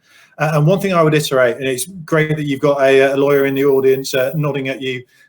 Many times have the lawyers told me what I can and can't do in cyberspace, and there is never an event whereby I haven't got legal authority or haven't gone through those checks and balances in advance of any operations. I would also add, though, that there's something fundamentally not different to the rules of engagement in the physical world to those in the virtual world. And if we see them as fundamentally different, and we don't hold ourselves to those higher standards we already set and that are well established, then I think there's a real danger in us moving forward. The biggest challenge that I do see in terms of the rules of engagement is that we have to be proactive. The pace of challenge that we're going to face in cyberspace demands that an awful lot of those rules of engagement have to be established well in advance to make sure they're appropriate. So, and then in terms of sort of the argument that Stephen talked to, that the challenge comes when AI is faced with AI, and how do you respond? Well, the danger isn't necessarily that we have a race to the bottom in terms of our standards. Actually, what we need to do is make sure we hold ourselves to the highest possible standard and make sure that we are well prepared, all of us, to be able to share when standards aren't being upheld by other bodies, other nations, so we can try and establish those rules and norms in the international space. So that takes us into sort of the relationship with industry. And the automation piece is a fascinating facet to it, because the standards that we're held to from a governmental perspective, a military perspective, a security perspective, strangely, may not be the standards that necessarily an industrial counterpart would look at holding themselves. Could it be that industry becomes the soft underbelly in terms of our legality, because they perceive they've got greater freedom of maneuver in terms of us being able to subcontract with them in automation of defences and the like? So that's why I see a huge synergy between the rules of engagement and the private sector behaviours, because we actually need to make sure all of those are being held to the highest possible standard. Then when it comes specifically to critical national infrastructure, I think a really close relationship between those parts of our national infrastructure and the government departments that are specifically responsible for it have to be crucial. And again, the challenge here I see is that each of those parties looks to the other and says, well, the solution is in your space, not mine. And actually the answer is exactly the inverse. It's in both of their spaces. So the challenge for us in terms of that private sector cooperation, it has to be far closer, it has to be far more dynamic, and also we've got to be far more open with each other, because a threat to one is a threat to all of us. and one company or one part of the infrastructure being threatened by a critical national infrastructure threat is probably likely to surface somewhere else. So a safe environment whereby we can share those threats, government can share the high threats with our industry partners, but also industry feels secure enough that they can step forward and go, we've experienced this, we need your help, and government have a mechanism whereby industry then have trusted agents to go out there and buy them capacity to get after that threat and resolve it. I think they're the key relationships that I would look at in terms of the cooperation. Far closer, far more trusting, far more open, but in a fashion that doesn't ultimately hit industry's margins, and particularly its share price, but also they don't do that at the cost of our national security. Yeah, very interesting. And when you refer to them as a possible soft underbelly, it makes me think also that their freedom of action also make them more resilient, more capably resilient than our systems or the government systems eventually. And you've made General Pitzel, our favorite lawyer, very happy, continuing to mention the legal aspects of this. But I want to ask Stephen Burt about in terms of the Canadian relationship with industry. Stephen, can you say a few words to that, please? Yeah. So I think that certainly in the Canadian context, we have a great source of innovation, many great sources of innovation in that Waterloo to Montreal corridor down the 401 and the 40. That we are working hard across government to tap into, to make sure that we are able to sort of stay plugged into what's the latest and greatest on a lot of this stuff. I think going back to my opening comments a little bit, on the government side, the issue is really around policy. The technology is available, the potential is there. We get in our own way because our policy frameworks are often have been set for a long time and are not easy to change. I think particularly in the security space, which is what I'm quite familiar with, we've got information management security and physical security and personnel security standards that still have a very strong tang of the Cold War to them. We need to be much more flexible in how we view these things in a world where the technology is changing fast and the rules can change around us, and our policy frameworks don't allow us to adjust. So I think in terms of that relationship with industry, what we've been putting a lot of emphasis on is the need to be adaptable on the policy side. And what I'm looking for with industry is multiple overlapping relationships, frankly. I don't want to have one major partner. I want to have multiple partners in different areas. I want to have the flexibility to go where the best ideas are. So whether that's through some of the more academic style think tanks in places like HEC in Montreal or in Waterloo and whatnot, or if that's much more industry targeted, I think is sort of an open question, but I want to have the flexibility to go where the answers are. Well, that's also kind of interesting, speaking about the academic think tanks and so forth, and those that are doing research in our universities is another good question of partnerships. So Général, just to close off this issue of relationships with industry, you're the one that mentioned it first, so I'll give you a few minutes if you'd like to just give us a few details of how you see relations with industry in France. Philippe, vous. I fully support what was shared by my comrades. Just maybe a compliment on that. We view the technological companies as a part of an ecosystem, a cyber ecosystem that is national, but could also be considered on a larger scale in the framework of an alliance, and primarily we think the European Union. And because those tech companies are part of this ecosystem, we definitely need to have a robust relationship and mutually beneficial relationship with them.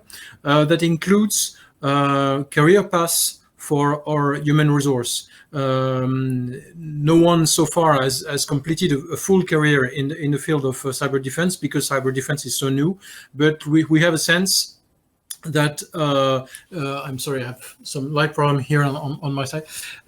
We have a sense that we're going to see more and more of careers starting with us, working for the government in cyber defense, and going back to the private sectors and potentially keeping a link with us. But would it be through military reserve, or would it be by the fact that those people who have started with us, went to the private sector, could at some point come back to working for the government? We are concerned with protection of secrets, because what they've learned with us, we would not like them to be able to share it in the private sector, or not completely at least. So we need the laws on protection of secrets, of national secrets, to be fully enforced, to make sure that those career paths are going to stay smooth and safe for us in terms of protection of secrets. That's my few thoughts on it. Thank you very much. And obviously, we can see that the use of fossil fuels is having a real impact on France. The lights have come off and everything. So I want to talk now a little bit about artificial intelligence. And we touched on artificial intelligence a number of times kind of on the side. But I'd like the panelists' view of the importance, the impact of artificial intelligence on military operations specifically in the future. Mr. Burt, please. Yeah, so let's talk broadly about AI. I mean, I think AI is one of a spectrum of what I consider to be data-driven technologies. And again, going back to my opening comments, it becomes really important to make sure you've got your data sorted before you start applying algorithms to it in order to see what you're going to get at the other side. And the other reality about AI is that 90% of AI is statistical regression models, right? Like, this is not actually rocket science. It's the repeated application of stats to a data set. So it's the, I don't know if you've seen that picture that's doing the rounds on Twitter and other social media of the three actors dressed in various styles of sort of flamboyance. I think I can't remember, it's Lady Gaga and someone else, and then what's his name, who was in the last round of Star Wars movies, but he's in a dark suit, sort of like this, and then the other two are sort of dressed up. And the one that I saw in the AI space was artificial intelligence, machine learning, statistics, and that's basically what we're talking about here. This is there is a challenge in this space, particularly with senior level policymakers, because they don't really understand what they're talking about on some of this stuff. It goes to the comments that were made, but in someone else's remarks about the need to be able to wrap your head around these issues. The numeracy and comfort with technology and ability to sort of peek behind the curtain when you're talking about things like digital and not let it actually be more specific in what it is that you're talking about is really important. It's becoming a core competency, and it's one which I think at senior levels in big organizations is a challenge, because people fundamentally aren't comfortable with that. It's no longer going to be acceptable, in my view, for whether they're policymakers or politicians or whatnot, to not understand what's actually happening in the black box on this on these kinds of technology models. So that's going to be an interesting challenge from an education standpoint. I think from a military capability standpoint, the same thing. The same dynamic is coming into play now. And what I'm seeing when I look at the Canadian Armed Forces is that you've got a bunch of senior level people who know that we need to change and adapt AI and other digital and data-driven technologies. They don't really understand it, but they know we need to do it. There's a bunch of people at the junior level who are coming in now, whether they're non-commissioned or commissioned, who actually do understand it, because frankly, from the time I was in school doing social sciences and had to hold my nose through a stats course to what they make people do now, there's a world of difference. People are actually coming out of these programs with a much better grounding in methodology. And there's a bunch of people in the middle who don't understand the imperative and don't want to do it.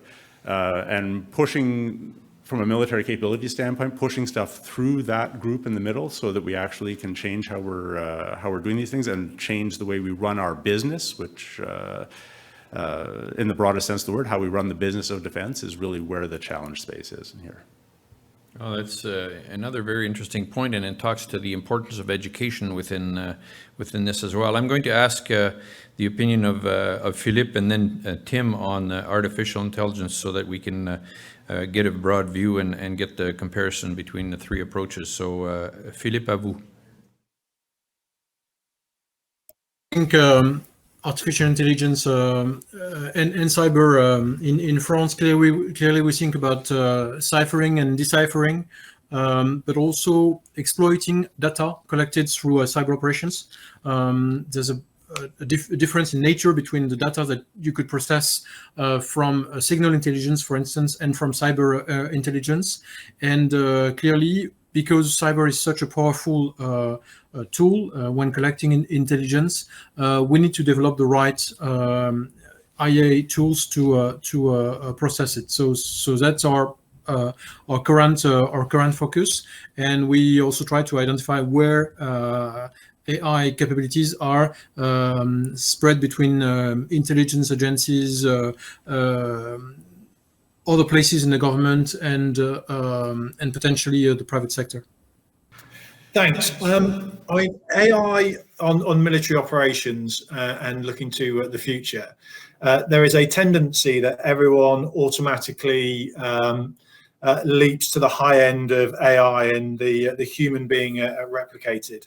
And I simply think we have more time than perhaps some predict. I see a growing use and demand for automation and a growth in machine learning, and then you will start seeing the sort of the growth of AI. But also, there's an awful lot of AI that will be employed within military operations, which will actually come directly from the private sector. And it's already with us. So if I look at auto-translation tools that we might be using in any facet of business, be that defense or in the intelligence world, or just being able to deal with a partner from another nation, then that automated translation, that AI-driven translation, is already quite mature and will continue to mature because society will demand it thus to be able to tear down the Tower of Babel.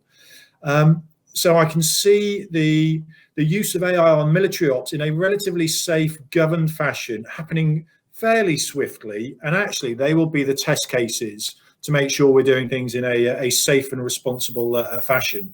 So I talked about auto-translation, predictive maintenance.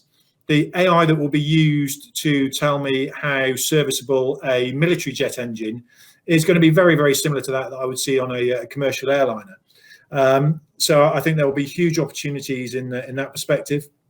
In the cybersecurity realm, the automation of defense, governed defensive action, I can see being a huge growth area. If something looks like an attack and feels like an attack, even though I haven't necessarily seen the hash and this particular threat before, behave like it is an attack, but behave in a safe fashion to that attack. And the other area where I would see AI being used in relative swift fashion is actually through our commercial partners. We don't do everything in-house. And so sifting through the realms of open source data that exists out there, publicly available information, commercially available information, AI is already being employed by our commercial partners to do so. So effectively, we're using AI by proxy. And again, I will see that as a step forward. And I think the challenge there from a military perspective, from a leadership perspective, is always to remember we're not getting after AI for AI's sake. AI is there for a business-driven and operationally driven challenge and purpose. And therefore, we can actually put the governance and tailored governance of the use of AI specifically around that business challenge. And you adapt and you introduce AI when those ethics, that process and those principles are well established. Will we have to get after it? Absolutely. Do I see humans staying in the loop of that, though? Also, absolutely. Individuals will either be within the value chain of the execution of that business or operational process, so there will be a human in the loop. But more importantly, in terms of the accountability for AI, be that introduction of an algorithm or the use of it in practice, there will have to be a human that is ultimately held accountable and has shown that their use of that AI is assured before it's actually brought out there. And how do we get after that? Well, like the other speakers before me, the UK is developing its AI strategy from a military perspective. Ethics and legal areas are absolutely front and centre to that evolving strategy. So it's with us. It will increasingly be so, but actually I think it can be safely governed in terms of its introduction. Thank you very much. And so our last topic is one that you raised, Tim, in your remarks, talking about the transition from the analog world to the digital world, and knowing that we've still got many systems and operations and capabilities that are analog and moving, and we are in the digital world today. So I'd like to hear a little bit more on your thoughts from you, Tim, first, and then Philippe, and then we'll close off with Stephen here in Canada. So Tim, over to you. Thanks. And I think I would go back to my earlier comments in terms of the transition from the analog to the digital world. Is don't forget there's an awful lot that will continue to be analog. We might use the electromagnetic spectrum in a digital fashion, and for the employment of technologies like 5G. However, the spectrum is ultimately an analog system and needs to be governed as such. So I think there is a real danger, UK expression, throwing the baby out with the bathwater, that we see analog as yesterday's news. It's not. The digital age has to adapt for use of both analog and digital technologies. Also, looking at the cybersecurity perspective in particular, you forget resilience at your peril. And I think one of the greatest opportunities for resilience is having those reversionary modes to some of those technologies. They might not be the standard. They might not have the data rates that digital systems can deliver to us. But my goodness me, they give us a fallback mechanism, which is absolutely crucial in my business in particular, the security and the defence sector. So I think the challenge for me is analog and digital being a symbiotic relationship rather than necessarily a competitive relationship.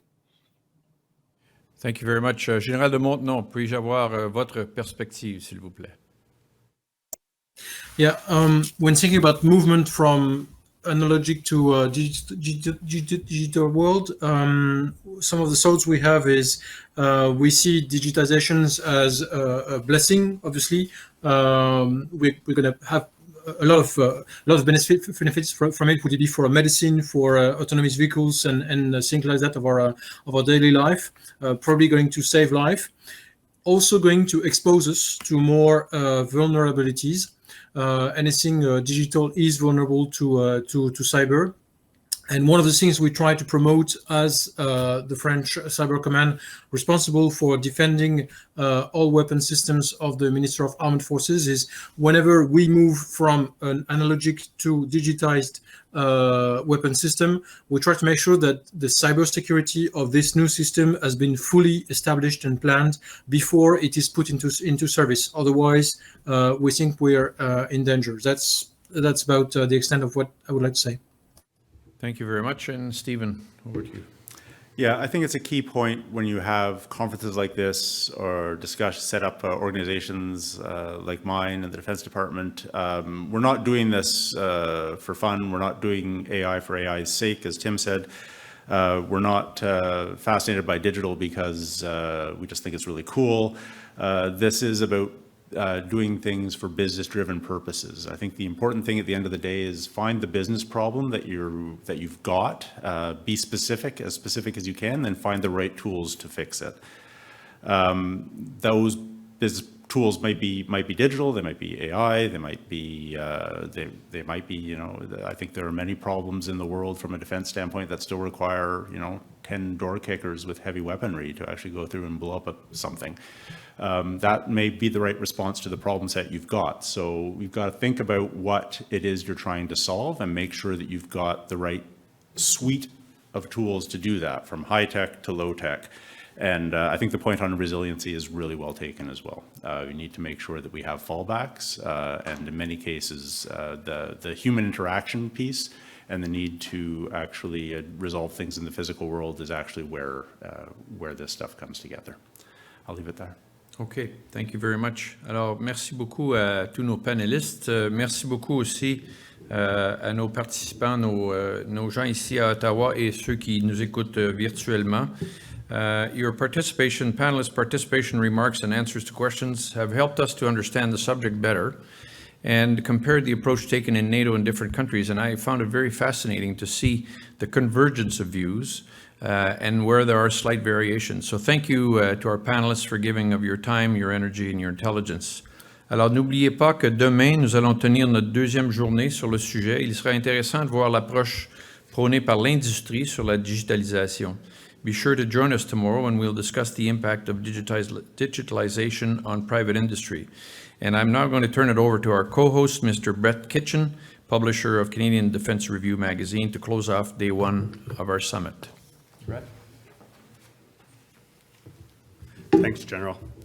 First off, I would like to take a moment to thank everyone who took the time to register and attend day one of this special summit. And of course, our keynote speaker, NATO Secretary General, Mr. Geoană. CDR is extremely proud to be the media partner of the summit and help play a role in fostering a dialogue that addresses the unique challenges that a digital world presents to both NATO and its allies. I would also like to take this moment to thank our title sponsors, NATO and Thales, for their support of the event, as well as sponsors General Dynamics Mission System, Calian, and our technology partners, Modestry and Distantly, as well as DAFOCOM and Neptune Cyber, who have all been instrumental in making this summit possible. With that said, I would like to officially declare day one of our summit now closed, and I would like to also consider day one a resounding success, and we are eagerly anticipating tomorrow's dialogue with our industry speakers. Please make sure to join us tomorrow morning at 9 a.m. sharp. Thank you. The physical world and the digital world are no longer two separate things. All of the physical things that drive our nation forward now operate in the digital world. This is the cyber domain. And there are so many benefits. The ability to connect, to communicate, to collect, analyze, and share information anytime, anywhere. But with these benefits come threats. General Dynamics Mission Systems Canada is uniquely positioned to usher in the future of cybersecurity, helping governments protect their citizens and operate securely in the cyber domain. We understand that cyber protection requires always-on, active monitoring of the entire domain. Dynamic protection built into key components in critical operations. Defensive systems that actively learn and autonomously respond to keep us one step ahead of the threats. There is simply no one product or technology that can do all of this. The problem space is more complex than that. This means understanding the operation or mission first before selecting the right technologies and partners so that integrated solutions are relevant and adaptable. As a systems integrator, General Dynamics has the experience and leadership to help governments build smarter and more robust cyber ecosystems. We've been doing exactly that for decades, so we're ready. Ready to match the threat with experience, commitment, and agility. Ready to collaborate with governments, academia, and industry for best-of-breed technology. Ready to deliver innovation through sovereign, integrated cyber solutions. We're ready to defend Canada and its allies from cyber threats today and in the future.